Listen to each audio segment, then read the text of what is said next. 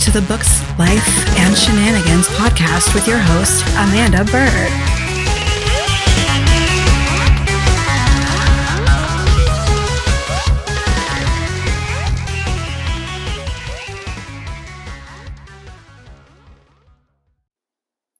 Hey there. Thanks for joining me this week for another episode of the Books, Life, and Shenanigans podcast. Sorry, YouTube viewers, we are on audio again because I look like an absolute fucking mess. Like makeup wouldn't even fix this. I decided that with 2 jobs and a deadline of, I don't know, like 3 weeks away, 3.5 weeks away, some shit like that, I decided that I was going to change up my schedule pretty drastically, and it turns out that was not the best idea. So Monday I got up, my alarm went off at 3:30. I didn't get out of bed till 4. I worked for about an hour and a half, job 2, and then took a nap between jobs, and then worked the day job, and then wrote. And then Tuesday decided to, let's push the alarm a little bit. I think it's set for like 4:30 or some shit now. That's also probably going to be a little easier. Maybe. So I'm still trying to figure out the secret sauce to get through the next couple weeks of my life. And, it's leading to some really weird things and behaviors and anxieties and just a lot of shit, right? And then, as you no doubt heard in the All Shenanigans episode, yes, I have a boyfriend. So trying to, fit in time to see him, and for us has also been interesting. And then lack of sleep and extra doses of caffeine.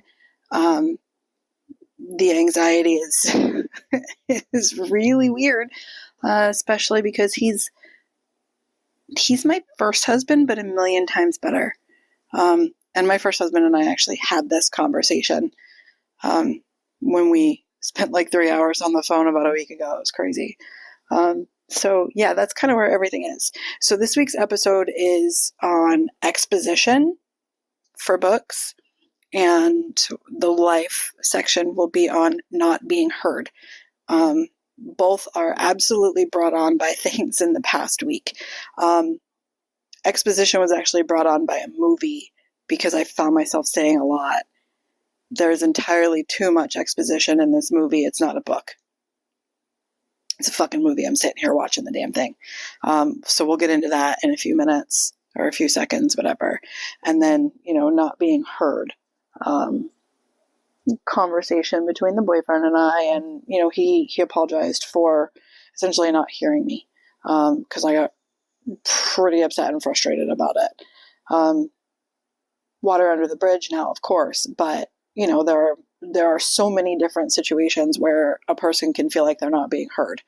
Not just romantically, with friends, at work, whatever the case may be. So I think that's something that definitely needs to be talked about, right? How do we go about expressing, I really feel like you're not hearing me? Sometimes it's that easy. Other times it's not. So without further ado, let's get started on Exposition. I went to see Saw 10. Was so excited to go see Saw 10.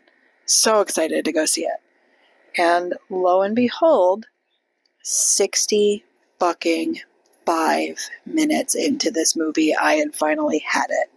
And I got up to walk out. There was one other person in that theater. One. And she looks dead at me and goes, "Girl, I feel you. I've been fighting doing the same." We wound up chatting. I have a new horror movie friend, so I'll take it. But the point is, like, in a movie, there can really only be so much exposition, right? The runtime of this specific movie was 1 hour and 58 minutes. there was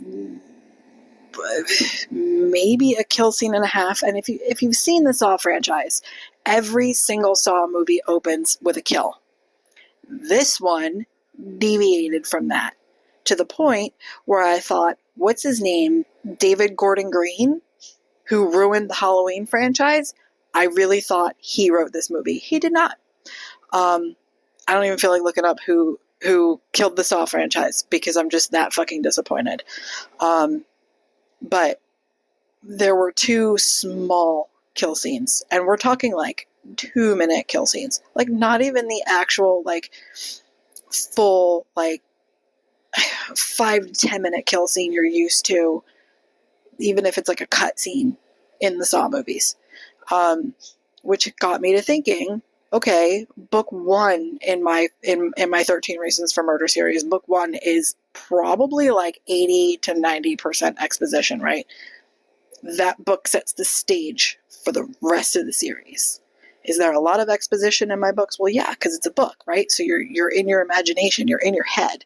You're not watching it on a screen. Now, if I could have my way and have Brian Fuller, the guy who did the Hannibal TV series, there would not be so much exposition. Then again, if it was Brian Fuller and there was so much exposition, that man still makes exposition fucking amazing. My Cthulhu. What that man can do bringing things to life on screen is just, I got nothing. Like, I will fangirl over him forever. Even if I were to be able to work with him to bring my book series to life on screen, I will still fangirl over that dude. Because he's just amazing at what he does. So, when you're reading a book, to have more exposition than action scenes showing the reader versus telling, right? I show my scenery. I show my exposition. I don't say, hey, well, this happened, unless it's a sex scene, because my books aren't about that. My books are about the death. They're about the reason that Brittany kills. So there's a little bit more exposition with the reasons. And then, of course, the showing her stalking people and all of that. But, man, I was so upset by this movie on Friday. It was insane. I was just like, what the fuck? I don't understand. And, of course, the security guard, when I got there, was joking with me. He's like, are you here to see the Taylor Swift movie? We're not going to discuss the things I said to that man about Taylor Swift, and I'm just over Taylor Swift, and I just, no thank you. So when Brittany and I were leaving the theater and exchanging phone numbers, there were Swifties all over the place. We were disappointed in the mothers of the young girls who brought their young girls. Like, I get it. Tay-Tay is a very positive role model for sure. But also, like, that was my kid. I'd be taking them to see Mudvayne, Seven Dust, Billy Joel, and Sting. But the point is, I wouldn't be taking my kid to see Taylor fucking Swift. I have friends who are Tay-Tay fans, and even they think Swifties are out of their fucking minds. So, cool. That's good to know. Back to the exposition thing. So, yes, in a book, a certain amount of exposition is necessary because, again, it's not on screen in front of you. You're reading it on pages. So that's, I don't know. I feel like it's ridiculously unacceptable. Okay, we're only at 9 minutes here into the podcast. This might be a shorter episode. I'm tired. It's Tuesday, so my brain is already melting just because of day of the week, and I don't know, my brain's got this weird thing for Tuesdays, and it doesn't always seem to like them. Wait, I don't think my brain ever likes Tuesdays. So, yeah, remember, do me, you, your friends a favor, hit that subscribe button. Spread the word if you like the podcast, even if it's just one episode. Hey, hit the share button, whatever. So now we are on to the life section of this week's show, because it does deserve a little bit more time than the book section. I can only go on about exposition for so long. So not feeling heard. Oh, you probably just heard that car horn because I'm sitting outside. It's too nice of a day, finally, after I spent almost the entire day freezing my ass off. Inside my apartment, by the way, because I had to open the patio door. It's warmer. It was warmer outside at one point than it was in my apartment, but I'm also a fucking weirdo who has to have it ridiculously cold to sleep. And then I wake up in the morning and it takes damn near all day for the apartment to warm up. But anyway, not being heard. So we'll use the example of, you're trying to explain to someone, let's just say, I don't know, the traumatic relationship you've just recently gone through, right? Whether it's a friendship, a parental relationship, a romantic relationship. Let's use romantic relationship just because that seems to be, the more common type of traumatic relationship people go through. We'll get to jobs in a minute. So you're trying to explain that, everyone's healing process and journey is different, right?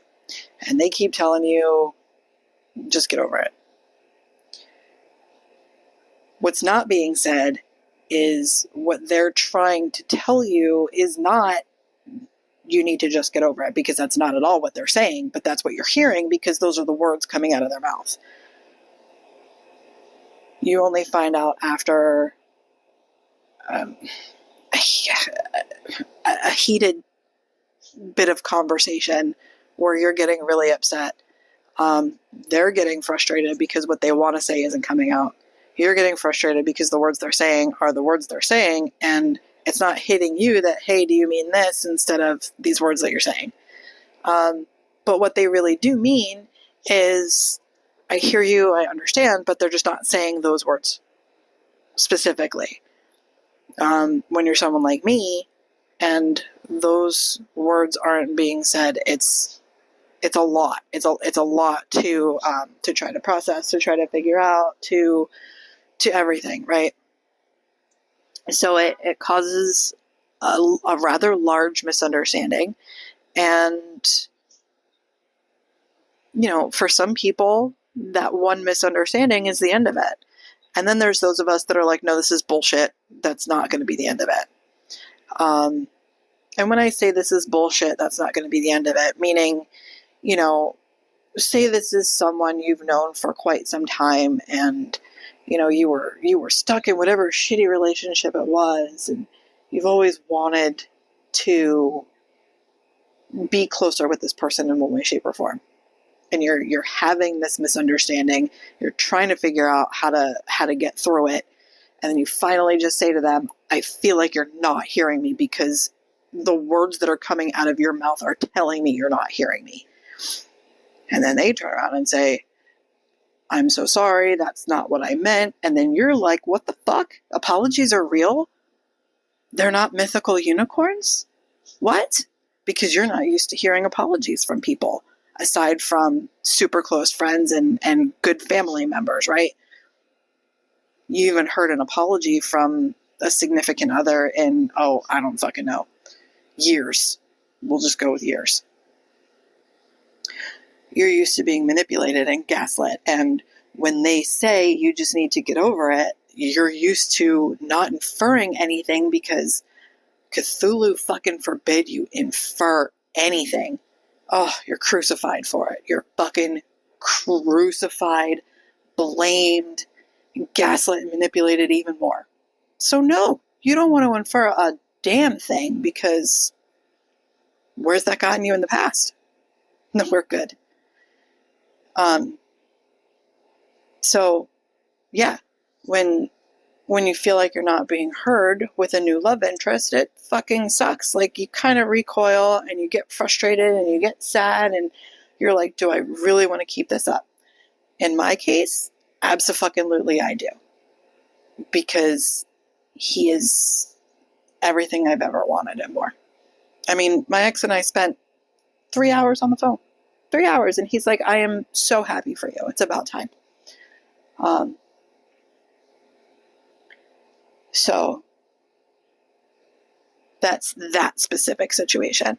Now with your friends and, more easygoing family members that you're closer with, to say, I feel like you're not hearing me when I say insert whatever feelings, they're a lot easier to say these things to, because you've been around them for so long. So new people, it's really hard to say things around, whether it's a new friendship, whatever the case may be. You're just like, well, fuck. Now, unless it's somebody that you already feel like you can just 100% be your authentic self with. And see, this is the fucked up thing. With him, I know I can be my 100% authentic self without fear of judgment. But between the anxiety and the trauma that's still there that needs to be resolved, unresolved trauma, Amanda, unresolved trauma. Let's not be so verbose about it. It's hard. It's really hard. Sometimes it's fucking exhausting. And I even told him today, hey, trying to not turn tail and run because I'm fucking terrified it's a challenge. Trying to consciously not fuck things up is an absolute challenge. So yeah, friends and family, with me specifically, it's easier because I have gotten a lot pickier about who I choose to surround myself with. The same thing with the significant other. My friends, I've been a little bit more, I guess, open with, because I don't, not to say that I don't care if I lose a friend, but also I don't care if I lose a friend. I am also in a boundary boot camp now too, and that is fucking interesting. I don't know that I've ever been bad with boundary enforcement, but I sure as shit was with the last husband. I mean, being manipulated and gaslit by a narcissist, you can't have boundaries, right? So trying to, just a simple concept, no is a full sentence. You know how hard that is for a lot of us, because we're fucking people pleasers. And a lot of us that are people pleasers have either been through or are currently in traumatic relationships, whether it's romantic, familial, whatever the case may be. I'm in an abusive relationship with my day job. And I kind of hope somebody fucking hears this and it gets all the way to the CEO. Because, homie, we need to talk. Anyway, and it's not just me. It's everyone in my department. It's funny that, two of us got chastised for being burnout. Now the whole fucking department's burnout, and it's a whole different story. We told y'all this was going to happen. But no, chastise us for it. All right, cool. Now what? Now you see it happening to everybody. Anyway, that just contributes to not being heard. And in this case, it's a corporate situation, right? So we weren't heard. And then all of a sudden, hey, I understand we have an open PTO policy, but you two are not allowed to take any more PTO this year. The fuck did you just say? It's an open PTO policy. Technically, if I wanted to be an asshole, I'd go to a lawyer. Honestly, at this point, I kind of hope the day job fires me. Not gonna lie. I'm tired of being burnt the fuck out. Absolutely tired of it. I'm tired of being abused. I'm tired of being overworked and underpaid. I'm tired of being I say treated unfairly, because our CSM department is abused and treated unfairly. We're the lowest paid CSM department with the most work. So no, it's not okay. They're saying change is coming in Q1. It better fucking be January, or I promise you're going to lose half of the CSM department, if not all of it. So not being heard in that situation. This has been going on for months.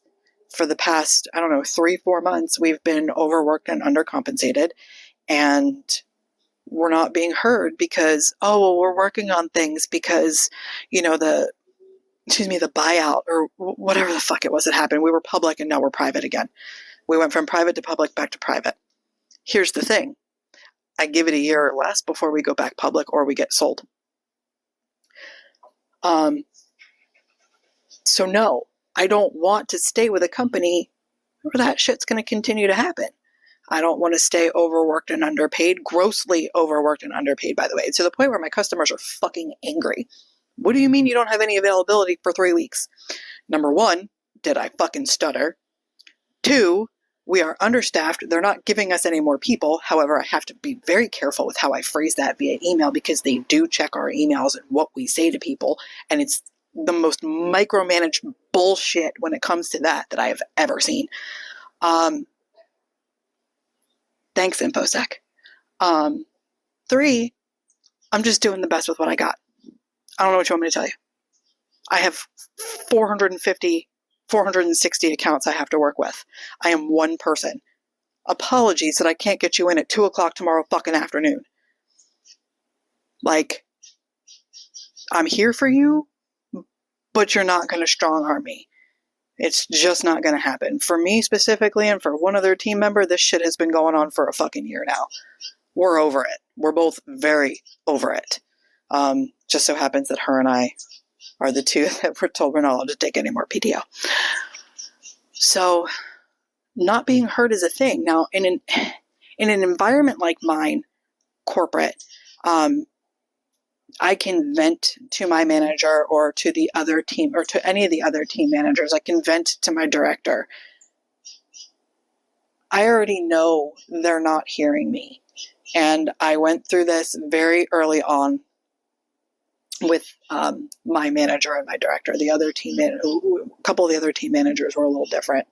Like it got to the point where a couple of us went to the director and said, we just feel like this manager is not supporting us. And we're all on the same team. So that was fun and interesting. One of them left us recently, and I'm still sad that she left us. But it's a case of not feeling heard, right? I know I can be abrasive. And sometimes the words just don't come out right. I'm being yelled at by, I think that's a blue jay. I don't know. But I'm getting better at saying, I feel like you're not hearing me. What I'm trying to say is this, and this, and I don't know if that's coming across properly. Now, 9 times out of 10, people are going to tell me that's exactly what I'm hearing. Well, then, why are you acting like I'm speaking some fucking language that hasn't been heard in 1,000 years? I don't understand. If that's what you're hearing, why are you not responding that way? Why are you responding like I'm saying something completely different, like I didn't even speak sometimes? Because I will tell you, sometimes my director does that. Love the guy, but sometimes I just want to be like, dude, that has nothing to do with anything I just said. So I will outright ask, what does that have to do with anything I just said? Sometimes I get a little pissy about it, and it comes out in my tone of voice. Because I've never, to be completely honest, I don't know that I've ever been able to hide shit like that before. Might have to call my dad and ask him. He will probably tell me, no, Amanda, you have never been able to control your tone. I am definitely trying to work on that. Because I don't want to keep chasing people away, and I don't want to be looked at as, oh, well, this girl cannot emotionally regulate. I'm learning, okay? I'm a lot old to be learning how to emotionally regulate, but I'm really fucking trying here. A lot of unresolved trauma for me, from the narcissistic mother to the narcissistic ex-husband. A lot of unresolved trauma there. And there was a husband in between all that fun stuff. So, he's the one I'm still friends with. But it's all not being heard. And you're gonna get frustrated. Like, when the boyfriend and I had our thing, we were out to dinner, and I was like, I need to go outside, because that was the only way for me to calm down without because I knew I was about to flip out, and I was like, I gotta go outside. So I did. Went outside, vaped a little bit, listened to some music, calmed down, went back in, and we left. But sometimes that's what we need to do, right? We need to just, I got to go take a couple minutes. I got to go take a breather. And if that's what you got to do, then that's what you got to do. And don't let anybody fucking make you feel bad for that. I don't care what the situation is. I'm not in a good place right now. This conversation cannot continue the way it is because, insert because whatever here. I'm going to go take a walk. I'll be back in a couple of minutes. As long as I'm learning from the healing program and the boundary boot camp. As long as you say when you'll be back, people are generally pretty good with that. I'll be back in 5 minutes. I'll be back in 20 minutes. Just make sure you resolve it that day. Yes, there's something to be said about going to bed angry with your spouse. I don't know about you, but I lost someone very, very close to me. And the last conversation we had was not a good one. So when he died suddenly, that fucked me up. And I now always say when I'm getting off the phone or just random text message, I love you to the people I love. That's never going to change because something dramatic happened to make that start in the first place. I mean, I grew up in a family where every time you hung up the phone, you said, I love you. Now, whether some people meant it or not, I don't fucking care anymore. But we're all shaped by the things that happen to us. And some of us are more fucked up than others. Some of us are more traumatized than others. Some of us need more therapy than others. Hell, some of us need fucking medication. That's all well and good. You cannot be heard unless you are calm. And I still struggle with this. Totally still struggle with this. You have to speak in very clear terms. I feel like I'm not being heard because I'm saying blah, blah, blah, and you're saying blah, blah, blah. What that translates to me as, face value, or I'm inferring this, whatever the case is. So, do yourself and your loved ones a favor. Take a breather, collect your thoughts, rein your feelings back in, and then have that conversation. Same thing, actually quadruple that for your corporate life, especially when that's the job that pays your bills or that's the job that gives you your health insurance. I mean, fuck, the only reason I haven't quit my job is because I need my health insurance. I have another job that the hourly rate is about the same as what I make at my day job, but I cannot quit my day job because I don't have health insurance. So I got to mind my P's and Q's right now. Does that mean I'm going to continue to bust my ass the way I have been? Abso-fucking-lutely not. That won't happen. But yeah, it's all just, some of us are probably forever going to be a work in progress. I really hope that's not the case for me. So remember, when you feel like someone isn't hearing you, take a couple minutes, collect your thoughts, collect your feelings, rein it all back in, try to organize it in your head. If you got to take notes, take notes. If that's what it takes for you to bring those feelings and thoughts together, then so be it. That's what you need to do. That is your process. Never let anyone make you feel bad for your process. If they do, tell them where they can stick it. It ain't their process, it's yours. It's not your fault. They're incapable of understanding that there's a big difference between them and you. Not your fault at all. So, all of that said, I'm going to close out this episode with thank you, as usual, for hanging out with me. And YouTube viewers, thank you for bearing with me for, yet again, another videoless episode. we'll see what next week's episode brings. Maybe I won't look like a truck just hit me, and makeup will actually do its job. Remember, hit that subscribe button, share away if you like the episode. Thanks so much. I'll talk to you next week.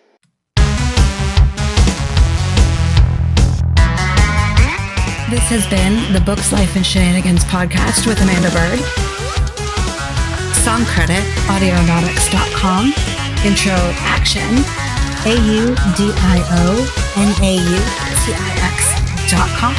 And if you'd like to support this podcast, head over to substack.com/@Books, Life, and Shenanigans.